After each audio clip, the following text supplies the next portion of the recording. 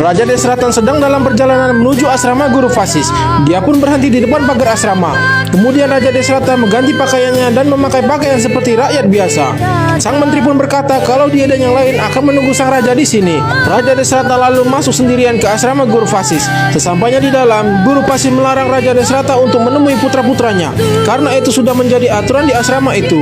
Raja Dasaratha pun memohon kepada Guru Vasis agar diperbolehkan untuk menemui putra-putranya. Dia pun bercerita kalau hampir tiap malam dia bermimpi buruk, dan mimpi itu berhubungan dengan putra-putranya. Dia pun berjanji bahwa ini adalah kali terakhir dia menemui putra-putranya, dan akan menunggu sampai anak-anaknya selesai menimba ilmu di sana. Guru Vasis pun luluh mendengar permintaan tulus Dasaratha.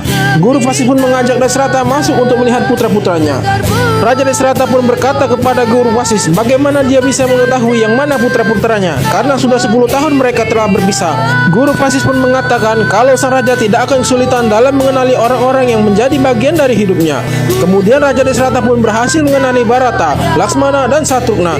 Namun hanya ada 3 putranya di sana. Dia berpikir di dalam hati di mana Rama berada. Tak lama berselang Rama pun muncul. Rama terlihat berlari melompati formasi saudara-saudaranya dan bertarung dengan siswa-siswa yang lain dalam ujian tiruan peperangan menggunakan pedang yang terbuat dari kayu. Setelah melihat Rama, Raja Dasaratha pun merasa lega. Setelah melihat semua putra-putranya dalam keadaan baik saja, dia pun tersenyum melihat kemajuan yang ada pada putra-putranya. Dia melihat Rama dengan gagah berani bertarung menghadapi banyak orang dalam ujian. Rama dan saudara-saudaranya berhasil mengalahkan mereka semua. Kemudian para pangeran itu merasa sangat senang ketika melihat ayah mereka. Mereka pun bergegas menemui ayahnya dan memberikan hormat, dan sang raja pun memberkati mereka.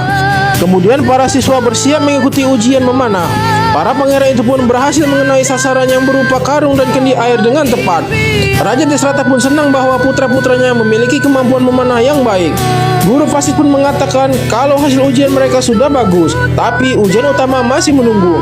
Mereka harus melihat siapa pejuang terbaik di antara mereka semua. Kemudian sebuah busur panah yang besar dibawa ke tengah arena. Sang guru pun mengatakan bahwa peraturannya tetap sama, anak panahnya juga sama, hanya busurnya saja yang diubah menjadi lebih besar. Sekarang kalian harus bergantian memanah dengan busur tersebut.